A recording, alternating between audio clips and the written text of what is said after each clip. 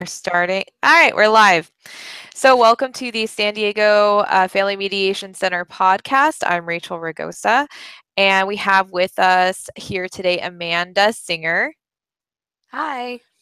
She's one of our mediators here, and we're just going to be talking. Today's topic is about the cost of litigation and the difference in, I guess, prices between litigation versus mediation, and why litigation costs so much. Because that's one of the main things we always hear in divorces is, this divorce costs like a couple $1 million. There's all those famous celebrities that end up having divorces that last years and cost millions of dollars. Of course, the average divorce doesn't cost millions of dollars. How much does the average divorce in America cost, Amanda? Oh gosh. If you're working with attorneys, I think there's a wide range depending on how long it's going to take. But even on kind of the simplest side of things, you're very easily, I would say, looking at 50 to 100,000. I don't know. And then I would say, I had a couple that came to me after litigating for 4 years, and they had already spent almost $500,000. Wow, that's a Yeah. lot. Oh yeah. And most Uh, people don't have that money. yeah, and does that come out of, I guess, the community assets, or is that something they're gonna have to pay individually? So it certainly depends on the situation and whether, like, if they're both working or if only one person is. Most of the time, if you're litigating the community assets, like you're not agreeing that you're going to pay everything out of the community. It's usually that each is paying for their own attorney. Mhm. But it may be that you end up paying yours out of your portion of the community estate. And it could be also that if your spouse isn't working, that you're required to pay for their attorney fees as well. So really, it's kind of like you're almost hurting yourself if you keep like a high conflict divorce going because you're essentially just kind of spending the money that you're fighting over. Yeah, it's definitely true. I like to say to clients, like, do you want to put your kids through college or your attorney's kids through college? Right. Exactly. Yeah. So I know what you know, we talked about the average cost of a divorce in court, but mediation, I feel like in the last maybe even 10 years has people are considering mediation a lot more. I mean, aside from the whole emotional side of things, it seems like, it's a much more reasonable in terms of cost. How much, I guess, would an average client who's looking at divorce mediation, how much would they spend? Yeah, certainly. So I think, for us, because we work always on a flat fee, most clients are kind of going to average somewhere in the kind of 4 to 7,000 range, I would say. And that's total. So, you're not each paying that amount. That's a total. And for most of the time for our clients, it does come out of the community. So they'll pay before they divide their assets. Oh, okay. Like, Yeah. I guess, do you still, you talked about a flat fee. So, how is that different than, like, say, a litigator? Is that kind of, a lot of people get confused, I think, between a retainer, thinking that the Mhm. retainer is a flat fee. But I guess, why don't you explain kind of the difference between a retainer and then a flat fee? Yeah, I think that's definitely something that is confusing, and flat fees aren't really done that often, even among mediators. I think that we're kind of unique in that sense. But basically, the way that most attorneys work, whether it's family law or any area, is that they're taking a retainer. So let's say, for example, the retainer is $5,000. So they're taking that retainer, and then every time they do work on your case, they're billing against that. So that means if, you send them an email and they spend, 10 minutes reading that email and responding, they're billing. And they're always billing in, I think, usually 6-minute increments. So what Mhm. that means is, first off, if it only took them 3 minutes to do something, you're still getting billed in a 6-minute increment. Mhm. And it also means that anytime you have interaction with your attorney or your attorney does work on your case, they're billing against the retainer. And so what they're doing then is telling you, okay, this week I spent, you know, 3.5 hours on your case at our hourly rate. And hourly rates for attorneys range. But I think in San Diego, I would say that you're certainly looking in probably the 300 on the low end up to very easily 450 or even higher sometimes. And so they're billing for all the work that they do and then kind of depleting down the retainer. And then if they've used all of the retainer, you need to refresh that each time. So really it's just like it's like an endless pool of money.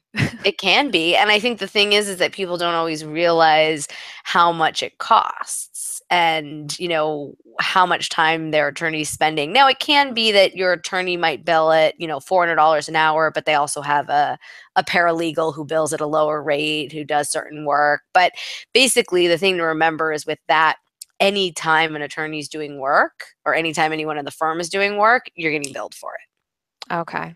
All right. Yeah, I think it's one of those things too. A lot of people think whenever they have a case initially, they might, you know, it might be they think pretty simple. Maybe they're like, oh, well, we have just a couple big things, but then it ends up becoming a little bit more contentious as time goes on. I guess, how would you handle that in a mediation where you pay a flat fee because you think that things are going to be maybe just 2 or 3 sessions, but it ends up going 4 or 5 sessions? Yeah. So I think the thing with mediation and the flat fees is, you know, at least for us, what we're going to do is discuss with the clients ahead of time and get an idea at least of how many sessions we think it's going to take. And with that, then the clients know up front, okay, it's a flat fee for the mediation, which also includes all of their document preparation, getting everything filed. We build in emails, phone calls, things like that. Only thing not included is the filing fees for the court.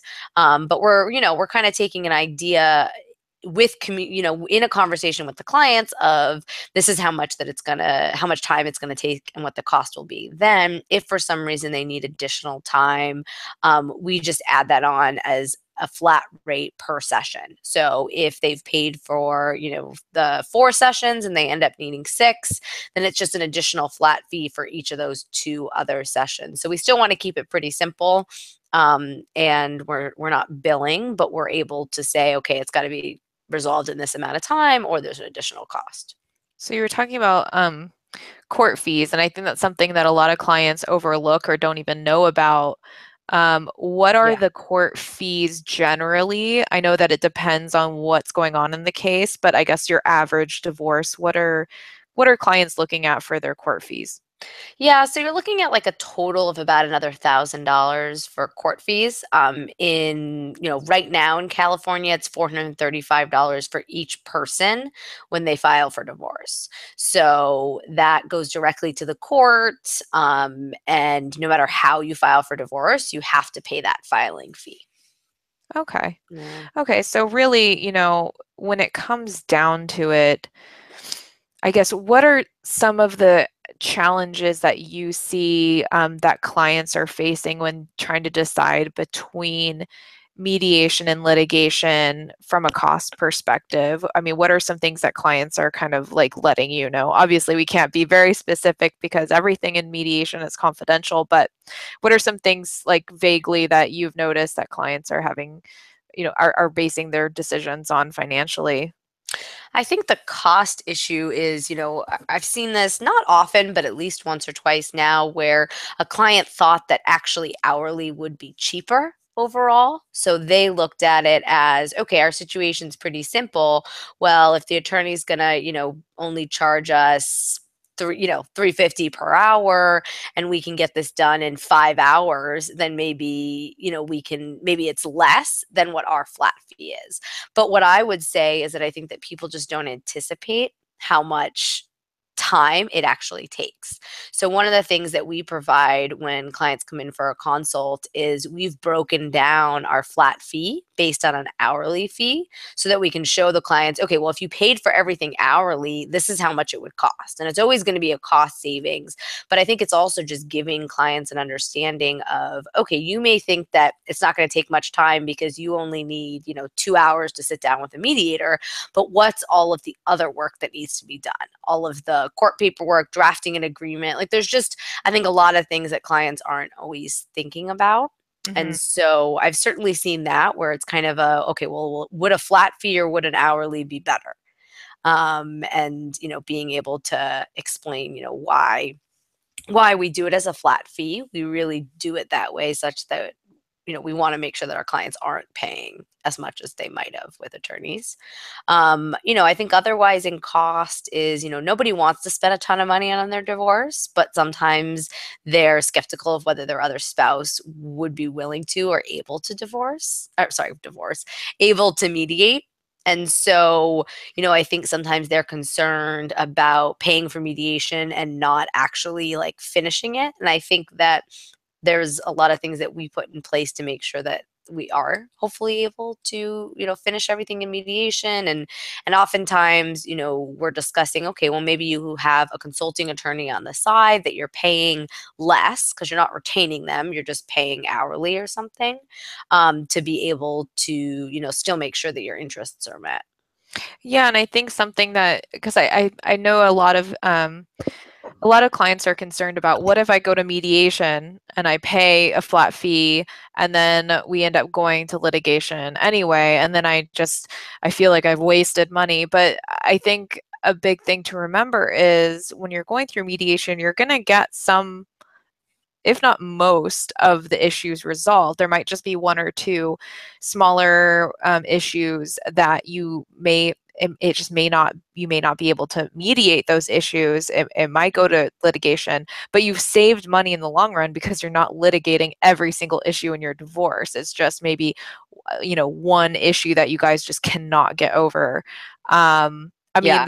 that rarely happens. I know that that's happened, I think, once in the entire time that I've ever seen mediations, and it was just one single issue, but they still saved so much money because they mediated everything instead of litigated it.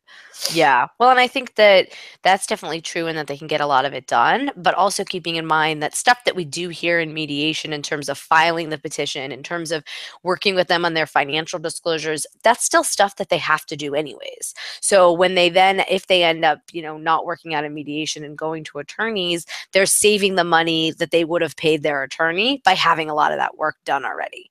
And so I think that really, if you look at it in the long run, they're not wasting money, and they've given it a try, and they've been able to figure out, like you said, what are the issues they still have and maybe what issues aren't there. Yeah. And I think that that's one of the things. It's like they're still saving thousands and thousands of dollars. It's just maybe just one or two issues. And I think that some people think it's the end all be all. Like you either do all mediation or all litigation, where really you can have a combination, but most people that go to mediation tend to stick with mediation for the most part. Is that kind of what you've seen? Yeah, I mean, I think that the thing is that when people come to mediation, they're really doing it because they know they don't want to litigate, and they're trying to make it work in a way that they don't have to do that. And sometimes though, I do see that people start in litigation and spend money and spend time and then realize like this isn't for us, like this isn't what we want, and then find a way to say, okay, either we're going to mediate with our attorneys, or we're going to come in and mediate but still have our attorneys on the side, or we're going to get rid of our attorneys completely, which happens sometimes too. So I think that although it's still possible to mediate after you've started in a different route, it's just kind of harder because not all attorneys are mediation friendly. Right. And you kind of set the tone a little bit at the beginning. Not to say that you can't change the tone. It's just hard once you've set like kind of like a conflictive, like high conflict tone at the beginning of your divorce. But I think it's good that they can kind of come together. And I have seen a couple of clients that have just had kind of a high conflict divorce and then went, wait, why do we hate each other? Yeah. It's true. But it's tough because I think that, like you're saying, when from the start you're all automatically kind of pitted against each other, and it's just automatically, I mean, the litigation process isn't meant to be friendly. It isn't meant to be amicable. And so when you start in this kind of against each other, and one attorney is looking out for one person and one attorney is looking out for the other, it's harder to come back together. But I Mhm. do see, sometimes I've heard, the parties realizing, you know what, we get along better than our attorneys do. And like, this could be solved if only we didn't have our attorneys. Yeah, and I mean, no offense to the family law attorneys out there, because I mean, me and Amanda are both Yeah. attorneys. We know that you're just, people are just trying to do the best by their clients, but it's kind of like when you go to a surgeon for an opinion, the surgeon, they've gone to school to do surgery. They want to do surgery. Hmm. And if you are an attorney, you kind of like live for litigation, if you're a litigator. Hmm. And so it's more just something that you want to do. You're passionate about it, and sometimes um, the client's needs might change as the divorce goes on, or their desires to litigate a certain issue or fight over a certain issue might not just be as important as time goes on. So, Yeah. Well, um, and I think that, like you said, as an attorney, your role is to look out for your client's best interest. And mhm, so, when you're in a litigation, you're only looking out for your client's best interest. So that's what you're doing your job. And mhm. so, by doing your job, the other attorney is looking out for their client's best interest. And so it just automatically kind of sometimes puts you on the defense, puts the clients against each other. Yeah, exactly. Well, I think that's a great overview of kind of the cost of litigation, how it gets expensive, and then also the cost benefits of mediation. And of course, I mean, we can't overlook the emotional benefits of mediation. I think that's really the driving force behind why a lot of clients end up choosing mediation over litigation, but the financial benefits are great too. Um, Yeah, I think the clients sometimes come to mediation initially because of the cost. Like they know it's going to cost less. But then they also realize that it's so much better for them and for their family and for kids and helping them move forward without hating each other. Yeah, absolutely. And I think that that's something that is really why, Amanda, that's why you got into it, and Jen too. I know that you guys are passionate about helping people through Hmm. and kind of building relationships rather than tearing them apart. So I think that's great. Yeah, So definitely. yeah, so that's about it that we have for this episode. Our next episode is going to be centered around spousal support and how you get a calculation for spousal support. And we're going to be talking with Jen Segura, who is the other mediator here. So thank you so much, Amanda. And we're hoping to have a lot more of these kind of live podcast shows. And hopefully we could have one with all three of us here soon. So that'll be really fun. Yeah, Um, for sure. Thanks, yeah. Rachel. Yeah, thanks, Amanda. All right. You guys have a great day. Bye.